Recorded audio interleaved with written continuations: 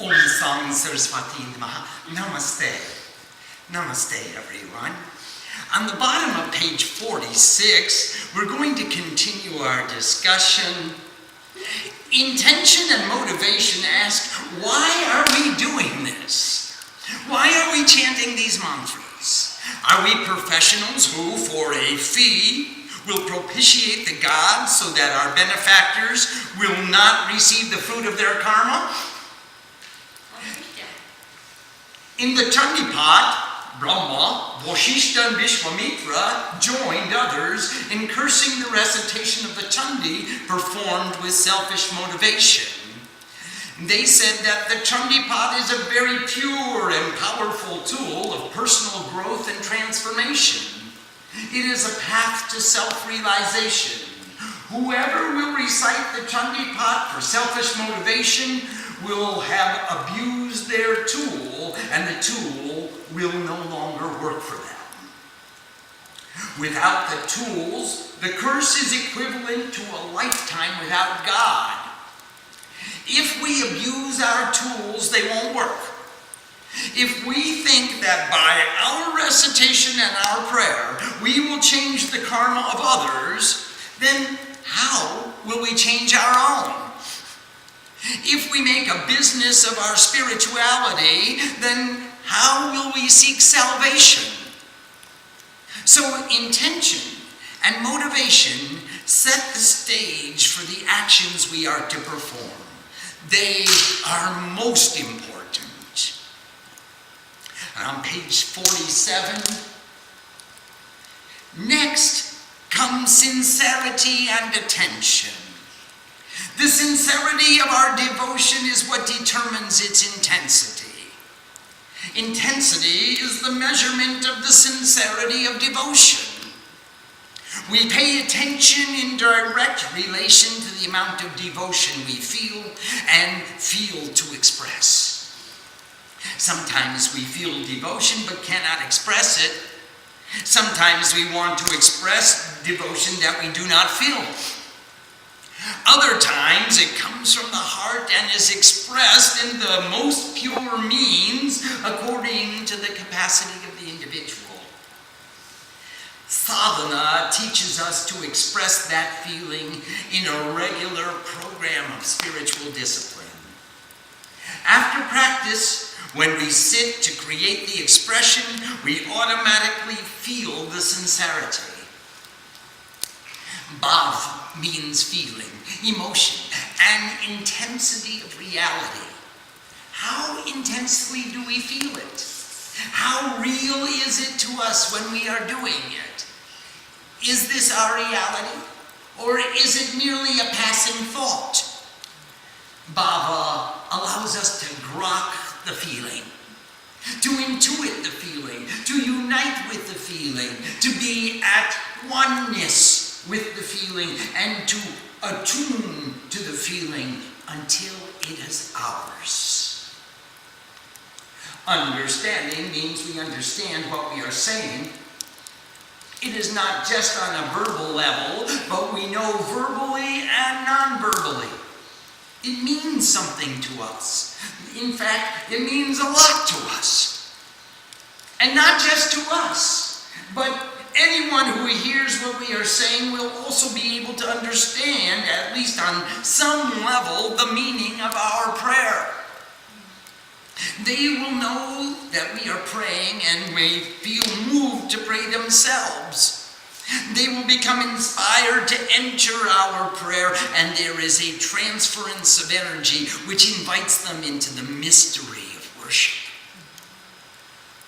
And these are the constituent elements which all go together to make a proper presentation.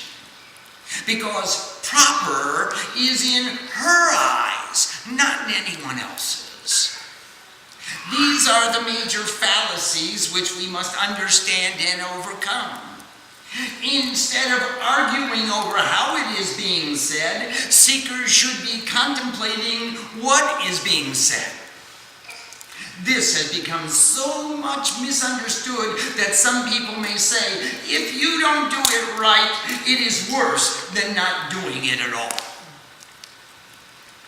Instead, we must practice to appreciate each individual's intention and endeavor, to respect the sincerity of each individual's search, to take inspiration from their efforts, and to seek understanding as to how we might implement such a program of practice in our own lives.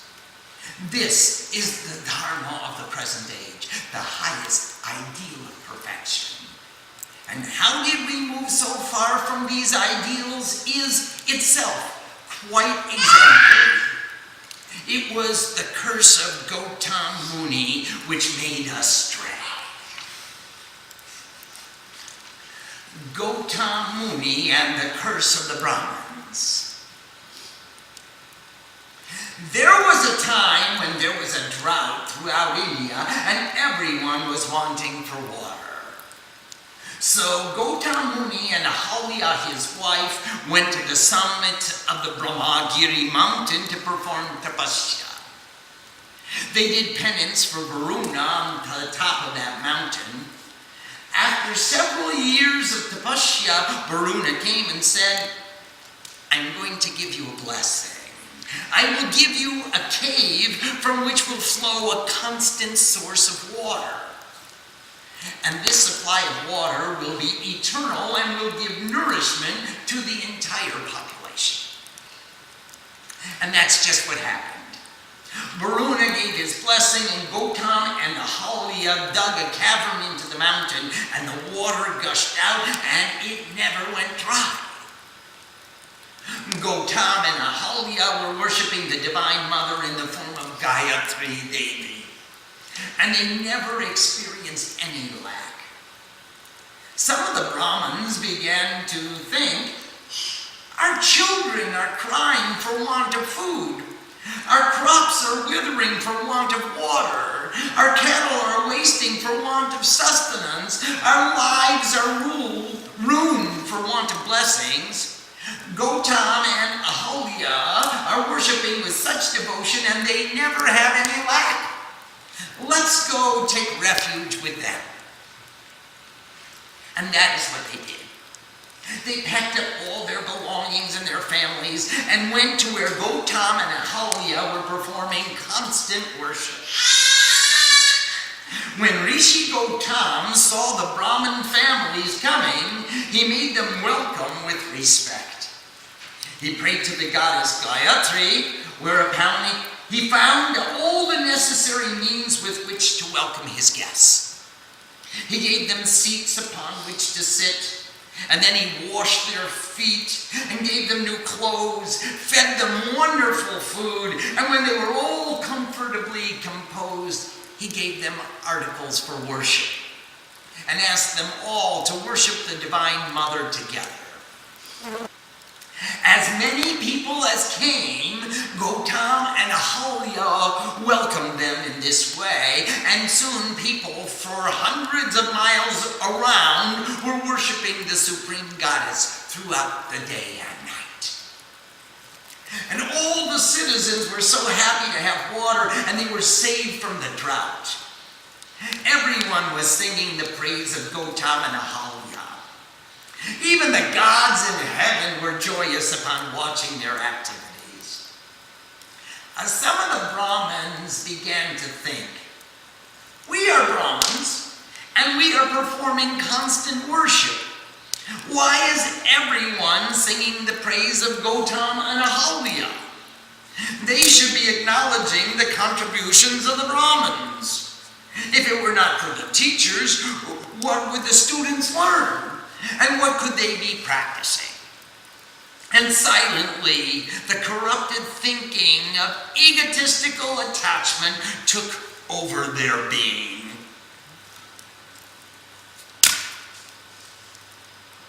One day, some village boys came to draw water from the spring. And some of the Brahmin ladies who were present there stopped them and said, we are Brahmins, we should take our water first. Gautam's wife Ahalya happened to be there, and she said, no, ladies, this water is for everyone. It was a gift from God to all the people. There is no question of who goes first and who goes second. Whoever comes first gets served first. There is no idea of caste or creed here. This is God's water, which is the life of the people.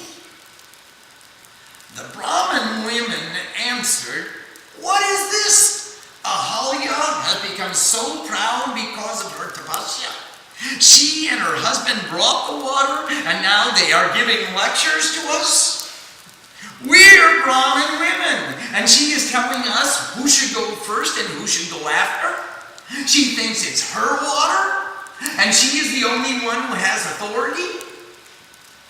Those women went back to their village, and they went to their husbands and said, "We need to find some way to curb the pride of Gautam and Ahalya. They are just too proud of their having been the ones who brought the water that filled the cavern and saved the lives of people." So the Brahmin men conspired on a plan. They took an old sickly cow to where Gautam was making the fire sacrifice in his yagshala. This old sick cow was just on its last legs before death, and they prodded that cow to the sacrificial area.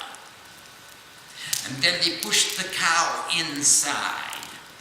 Gautam was sitting in his asana before the sacred fire, reciting the holy mantras of the sacrifice. He took a spoonful of ghee from his bowl and pronounced the mantra, Hum Phat Swaha.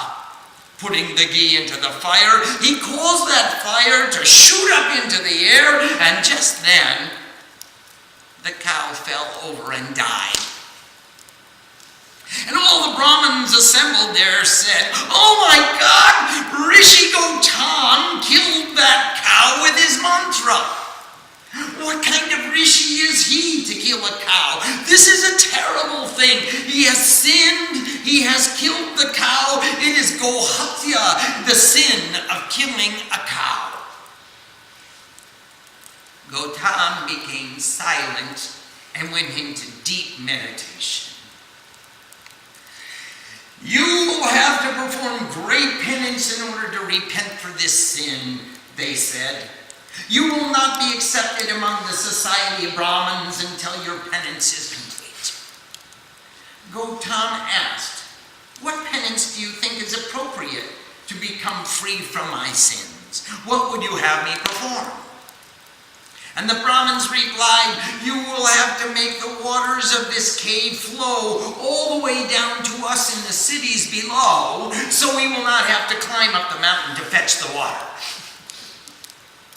And when you make the river flow to us, we will know that your sins have been forgiven."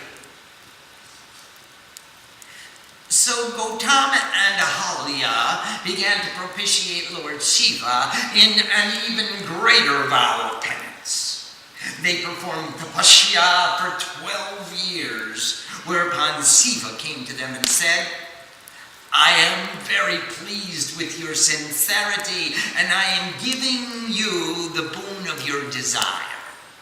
The river will flow down from the spring in this cave on the mountain to the cities below.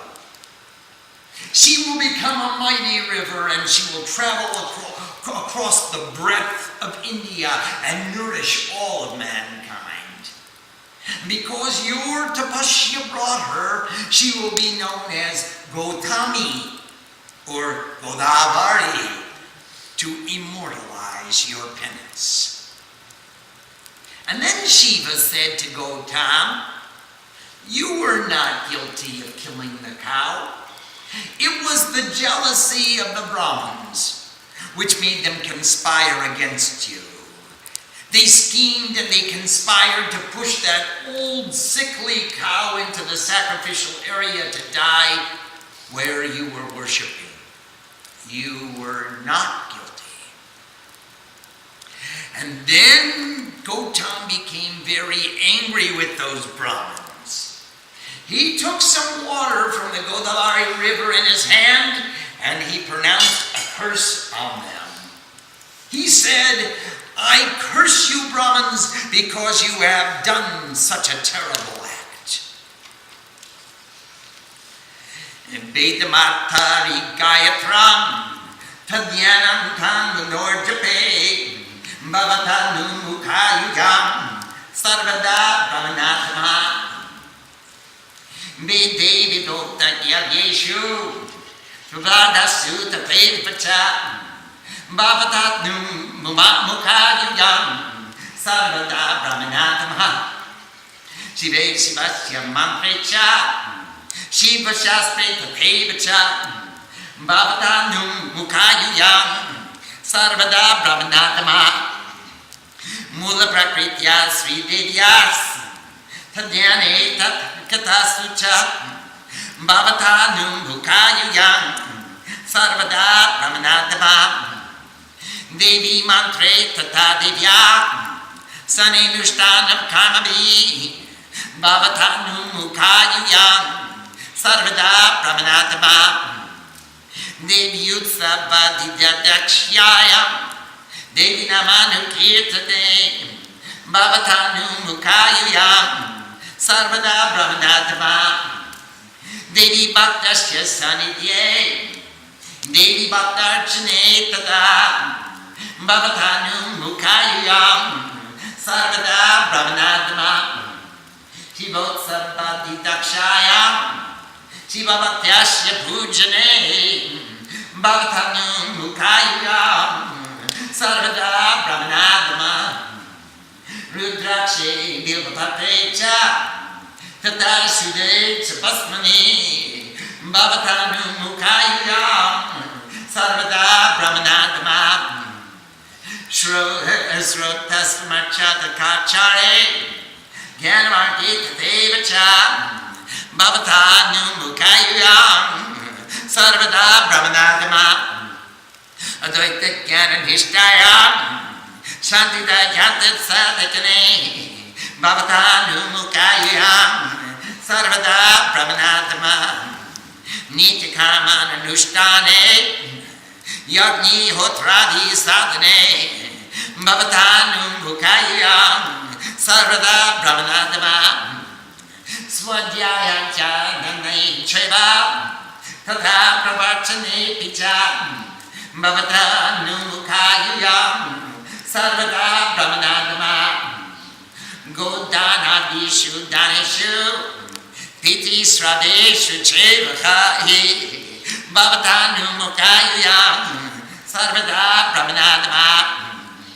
Gricha Gracha Hine Cheva Prayaschite Tatevacha Bhavatanu Mukhayugam Sarvada Brahmanatma Sri Devi Bina Deveshu Srada Bhakti Samandita Shankachakra Gatakhityascha Bhavata Brahmanatma Kapali Kamata Sakta Bodha Shastra Ratasada Pakandachara Nirata Bhavata Brahmanatma Bhitri Matri Sutta Bhatri Kanya Kirdi Kri Kriyastata Bharya Kriyastata Bhavyat Tada Brahmanatma Veda Vikraya Nastadat Tirtha Kriya Vikraya Tastata Dhamma Vikraya Nastabad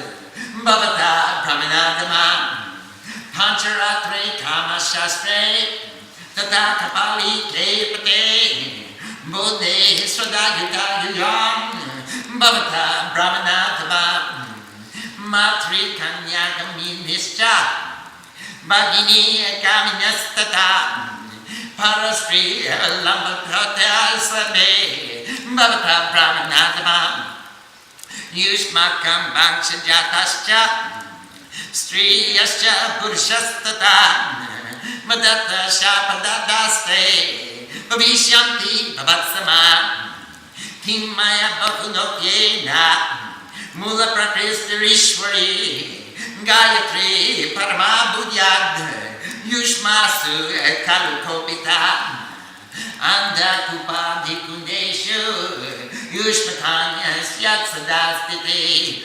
Om let's go back and listen to what the curse was. The meditation on the mother of the Vedas, Gayatri Devi, and the mental recitation of her mantras, O lowest of Brahmins, may you always be averse to these practices. May they never show their face to you. The worship and yagyas, the various fire sacrifices explained in the Vedas, O lowest of Brahmins, may you always be averse to these practices. May they not show their face to you.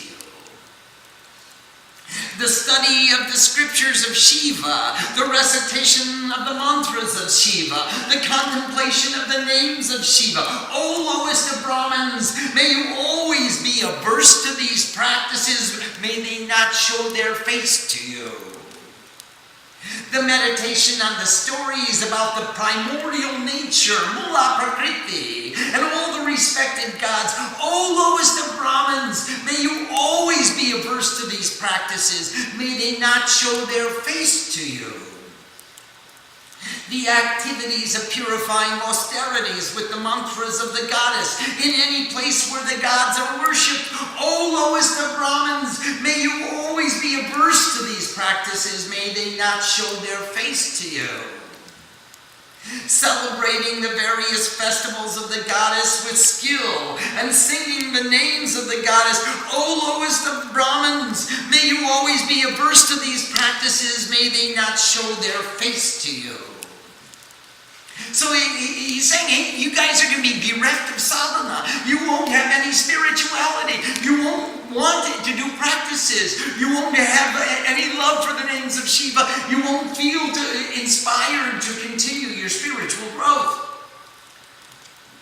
Contemplating upon the goddess with devotion and making offerings to the goddess with devotion. O lowest of Brahmins, may you always be averse to these practices. May they not show their face to you. Celebrating the various festivals for Shiva and worshiping Lord Shiva with devotion. O lowest of Brahmins, may you always be averse to these practices. May they not show their face to you. Wearing rudraksha, offering leaves of bale, the purity of wearing a mark of ashes. O lowest of Brahmins, may you always be averse to these practices. May they not show their face to you. Remembering truthful behavior and the path of wisdom propounded in the Vedas. O lowest of Brahmins, may you always be averse to these practices. May they not show their face to you. The allegiance to the wisdom of non-duality and the spiritual discipline of the greatest peace. O lowest of Brahmins, may you always be averse to these practices. May they not show their face to you. The spiritual disciplines of fire ceremonies, the vows of continuous worship with daily disciplines. O lowest of Brahmins, may you always be averse to these practices. May they not show their face to you. Listening to inspiring discourses and deeply studying the knowledge of your own self. O lowest of Brahmins, may you always be averse to these practices. May they not show their face to you. Giving of cows and light and other offerings of inspiration and memorial ceremonies in honor of our ancestors. O lowest of Brahmins, may you always be averse to these practices. May they not show their face to you. The performance of purifying austerities in repentance for inappropriate behavior, like the vow of Krichakra Chandrayan, etc. This is one of the vows for purification. O lowest of Brahmins, may you always be averse to these practices. May they not show their face to you. Ignoring the respected goddess without faith or devotion in any other gods, you will display various religious symbols like a concha chakra. O lowest of Brahmins, let that be the way for you. You'll just show. From selfish desire you will follow those who worship with skulls and those who propound scriptures eloquently. You will always follow deceivers and fakes. O lowest of Brahmins, let that be the way for you. You will sell your fathers, mothers, sons and daughters, even your wives as well. O lowest of Brahmins, let that be the way for you. You will sell the Vedic knowledge. You will sell the places of real religious pilgrimage. You will even sell dharmas. Your highest ideals of perfection. O lowest of Brahmins, let that be the way for you. You will maintain faith in the black magic of the vow of 5 nights, in the scriptures of sexual indulgence, and again in the path of in the knowledge of the path of those who worship with skulls. O lowest of Brahmins, let that be the way for you. You will go to your mothers with lust, or to your daughters or nieces as well. You will desire the wives of others. O lowest of Brahmins, let that be the way for you. And this curse is not for you alone, but for all the descendants of your families, both male and female, who will be born in the future. Because of my proclamation, may the supreme goddess, the highest primordial nature, the goddess Gayatri, always be angry with you. May you continually reside in the most darkest caverns of hell. Even further, may you go to America and become computer programmers. O lowest of Brahmins. And that was the curse of Rishi Gautam. Leave your dharma, except as a business. And you'll only recite the mantras for money. And you'll only think about the collection plate, and you won't think about the deity to whom you're singing. Rishi Gautam took the water from the Ganga and he threw it at those Brahmins. When the water of that curse hit those Brahmins, they realized the gravity of the curse they had received. Forgetting the wisdom of the Vedas, forgetting the Divine Mother, forgetting all the purity of spiritual discipline is comparable to a lifetime without God, a lifetime without peace, without any joy or contentment. Is there any more deleterious curse that they could have received? Realizing this, they all fell at the feet of Gautam Rishi and said, "Please forgive us. We have done a terrible act and we beg you to pardon us. We are totally ashamed of our actions, but the delusion of attachment is too strong for anyone to resist.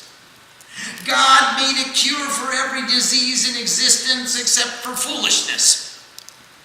The greatest quality of a rishi is shama, forgiveness. So we beg that you forgive us for all our wrongdoing." Gautam replied, "The curse that I have given to you cannot be revoked. But because of your humility, I give you a blessing. Tataha param pali yuge, Ubijana Bhavedi Bam, Madhyutam Sarametatu, Bhavedeva Nachanjata, Machakasyam Vimokshartam, Yushmakam Nantadidishana, Takisagyam Tadasavir, Gayatri Padapangacham." Just as I have spoken and none other, all of that will certainly come about. You will have to take birth during the Kali Yuga, the age of darkness, and this will certainly come to pass. That you will leave your dharma and make it into a business. But in order to be freed from this curse, you must always continually serve the lotus feet of the respected goddess Gayatri. When all the Brahmins begin to study their dharma and adhere to the dharma, then the curse will be over. When every Brahmin begins to practice sadhana and live in accordance with his or her spiritual discipline, when they start to worship God for the love of God and not as a profession, then the curse will be revoked. When every Brahmin chants the Gayatri mantra, makes havan or ceremonial fire worship in the temples, teaches and demonstrates the highest ideals of perfection, then the curse will be over. The Brahmins were very happy to have a way to be free from the curse and to not have to experience its fruits immediately. But this is the curse we are experiencing today, the plight of our Hindu Dharma today. When the teachers don't know their subject, what will they teach to their students? Who knows a subject can teach about the subject they know. That is the purpose and the dharma of a Brahmin. There are 6 karmas that are allowed to a Brahmin: to learn and to teach, to worship for yourself and to worship for others, to pray for others and to lead others in worship, to give what one can and to accept offerings that are given as a token of love and respect. These are the 6 karmas that are allowed to a Brahmin.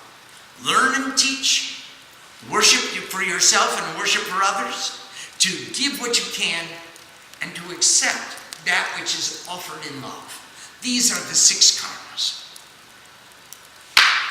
In the 18th chapter of Bhagavad Gita, it says, Shamo damas tapassocham kshantir arjavame bacha gyanam vijnanamastikya brahma karma svabhavajam. Peacefulness, self-control, austerity, purity, patience, the purification of knowledge, wisdom, the application of wisdom, and the continuous pursuit of self-realization are the actions natural to a Brahmin.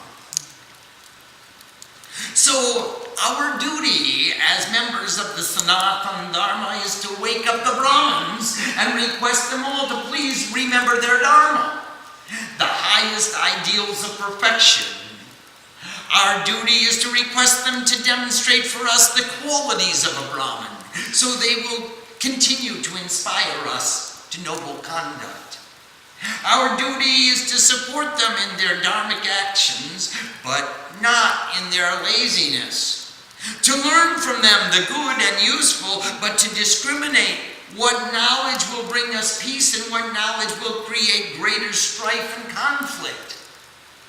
Our duty is to manifest the ideals of perfection, and the Brahmins must inspire us to perform the disciplines by which that perception can be maintained. Now, the question arises as to who has authority to perform these disciplines. Who can propitiate God?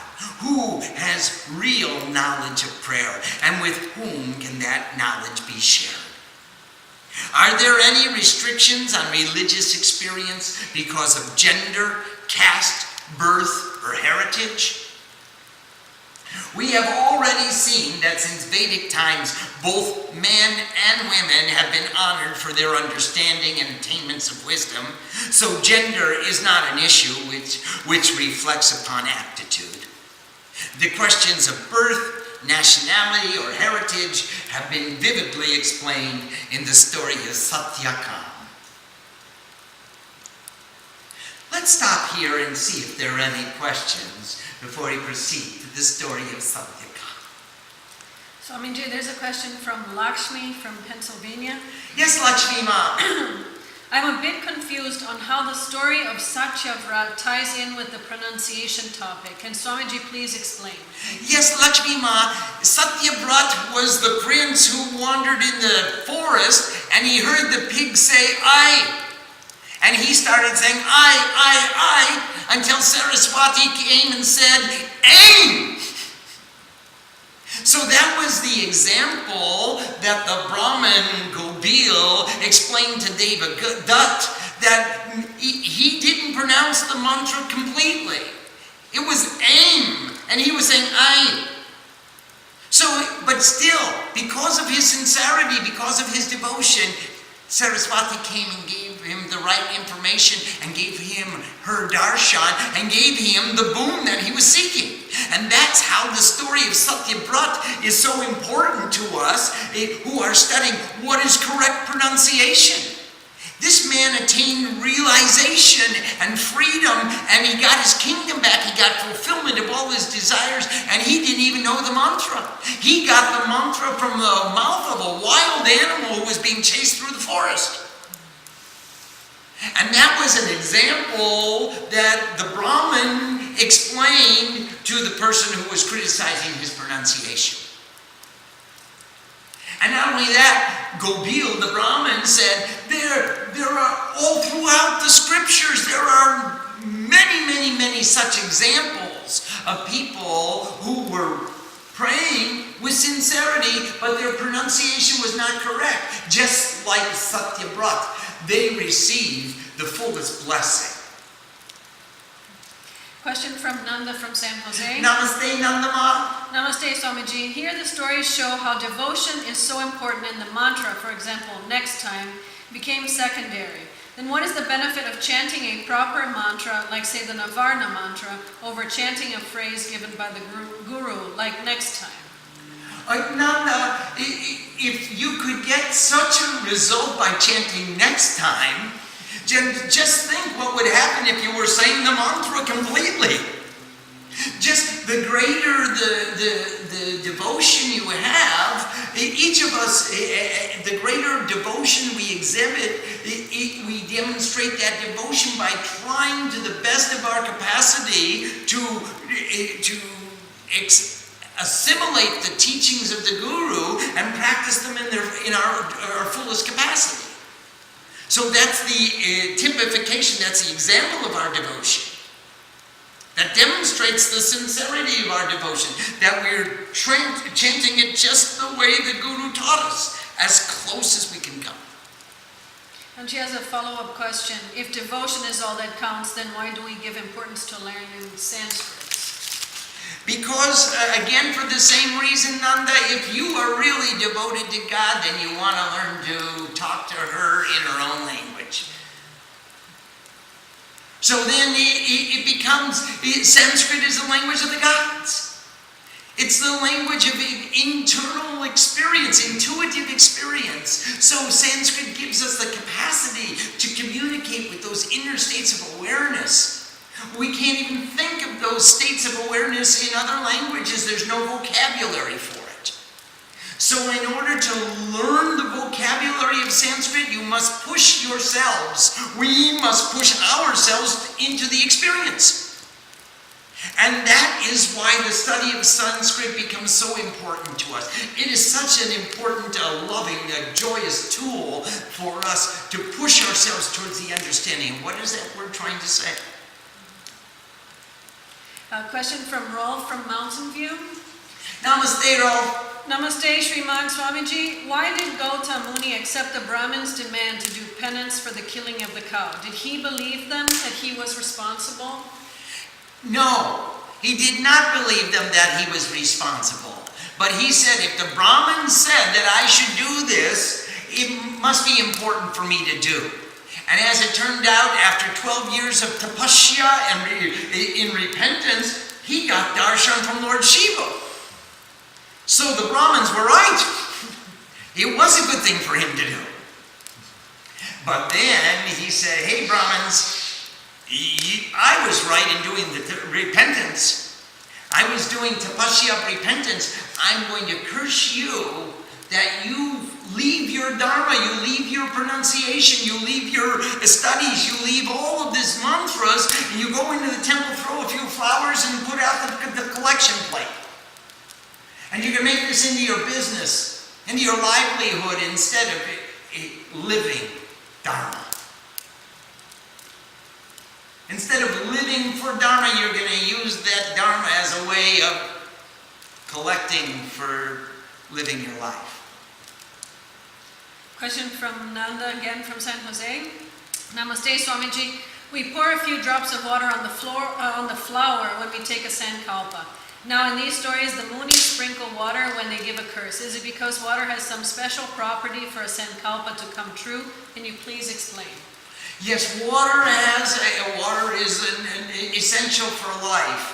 And water gives life to our sankalpa. And the sharing of water, the sprinkling of water is a purification. So here he is throwing the water, which means that he's sealing the vow.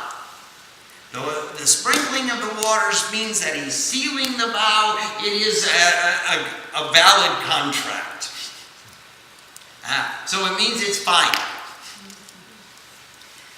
Question from Kumari from Vallejo. Namaste, Kumari Ma. Pranam Sriman Swamiji. Can a curse affect a sincere devotee, and should a devotee be concerned about curses? No, you shouldn't be concerned about them. Of course, a curse can affect you. It can affect all of us in such a way as we actually become blessed. Because all the curses became a blessing. So then the blessing it will not affect you. The curse will not affect you because you're focused on the blessing. So I wouldn't recommend that you be concerned with being cursed. And a question from Nandu Baba from San Jose. Namaste, Nandu Baba. Namaste, Swamiji. Isn't the act of cursing without awareness a bad idea? Since the person that curses is creating karma for himself, so that he has to eventually save the person that he has cursed. Unless his curse comes from a place of understanding and he already knows that he is going to save the cursed. Thank you. Nandu Baba, that is very, very true. Without understanding, you don't want to curse. Even if you have a little bit of understanding, then you don't want to curse. And it is not a good idea. It's until we reach to that level of attainment of spiritual prowess, it is very important that we control ourselves and don't think that we're capable of changing other people's karma. Swamiji, I also have a question. Aren't we Brahmins now, because we're in this, drawn to this path? We are the true Brahmins. We are not the born Brahmins, the Brahmins who have a piece of string over their ear or their shoulder. We are the Brahmins by karma, by choice. And this curse is to the Brahmins who are born Brahmins. You won't understand what it is. You'll want to go to America and program other people's computers, or buy a Jack-in-the-Box franchise, or cook meat from leches. It's all the rules of the karma of Brahmins are being violated by those who are born as Brahmins. They're going to have to come to America, to the Devi Mandir, to learn Sanskrit. And they're going to learn it from outcasts. People who weren't born as Brahmins or weren't even born in India. So yes, we are in the path of becoming Brahmins. To become a Brahman is a great attainment. Brahma eva Brahman bhavanti. Who knows Brahma, who knows the Supreme Divinity, is a Brahmin, a knower of divinity. And we are in the path of striving to become Brahmins. And there are 6 karmas that are allowed to us to learn and to teach, to worship for ourselves and to guide others in worship, to give what we can and to accept that which is offered in love. Now, as soon as we put a price tag on our labors, we're no longer Brahmin. As soon as we go out in the marketplace and take a job, I will give you this much time for this much money, we're no longer Brahmin. As soon as we say, I'll do this puja for you for this much of a fee, we're no longer Brahmin. If we say, I'll take this much, I'll sell you this mantra for so much money, we're no longer Brahmin. Brahman means we accept that which is offered in love. It's up to the individual who offers. It's their offering. So in this way we are striving to perfect our behavior so that we can become Brahmins. A question from Rolf from Mountain View. Yes, Rolf? For the followers of Sanatan Dharma who were not born into one of the castes, is it necessary to identify with the Dharma of one of the castes and follow that as well? Rolf, automatically we do. We often, all of us transcend. We all perform all four functions of all the castes. We are intellectuals when we're thinking, we're planning, we're learning, we're teaching. We are administrators, we're kshatriyas when we're doing the functions of administration for our lives and our families. We're protecting our families. We are vaishyas when we are circulating goods and services in the society. And we are shudras when we carry in the groceries, take out the garbage, plant our gardens. We are doing all four functions all the time.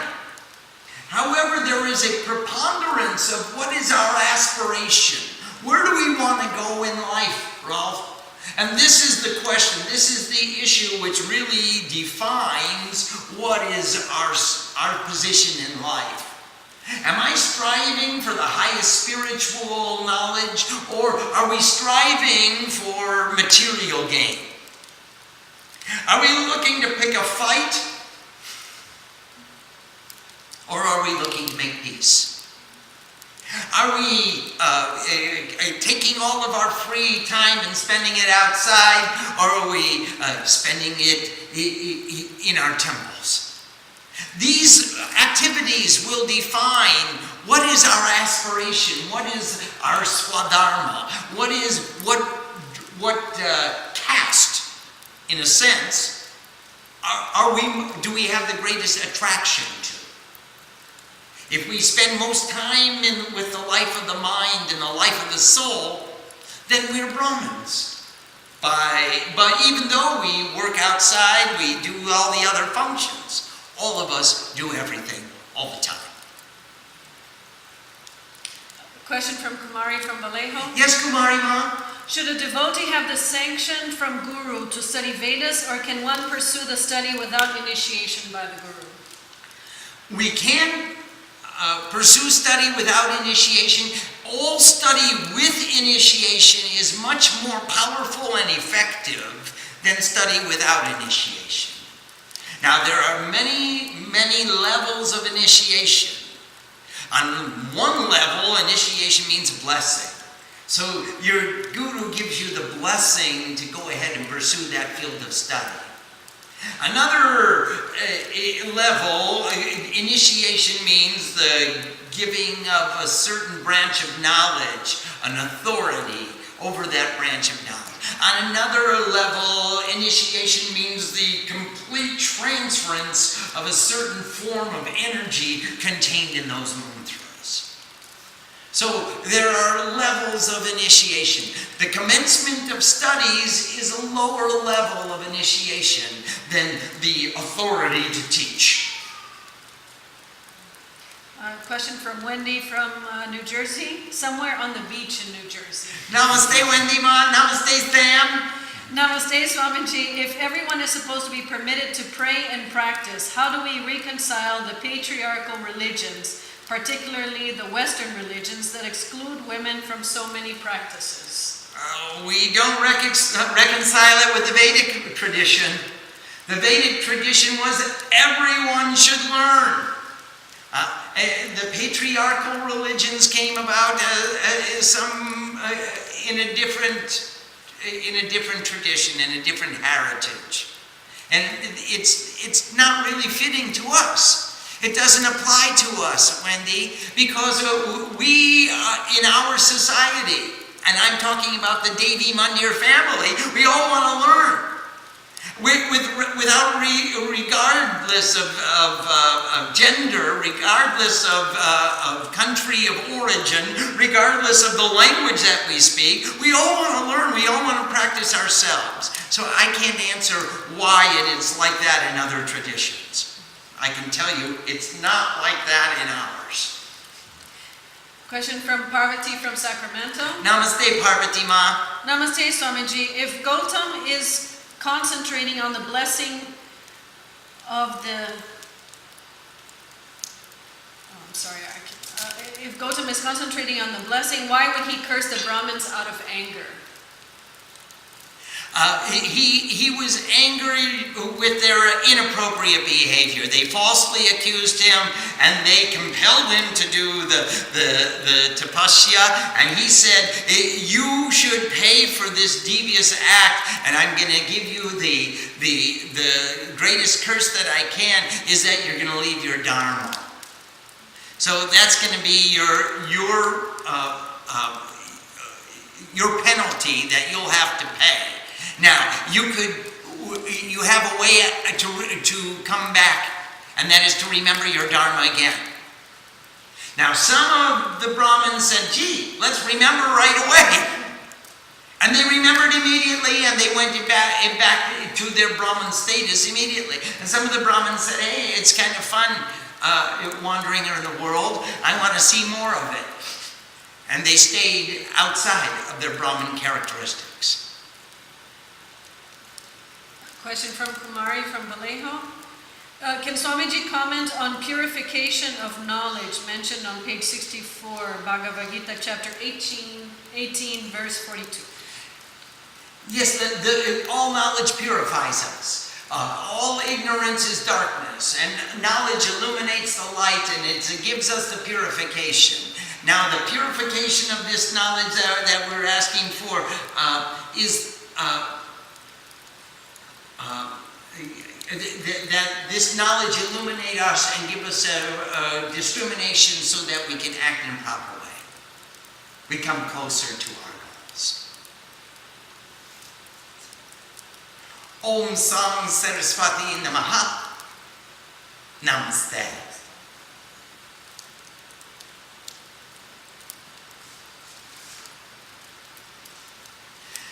Thank you, everybody, for joining us. Tomorrow we'll tell you the story of Satyakam, and we may be able to we'll start our study of the Chandi, how to recite the Chandi and the Chandi Samputs.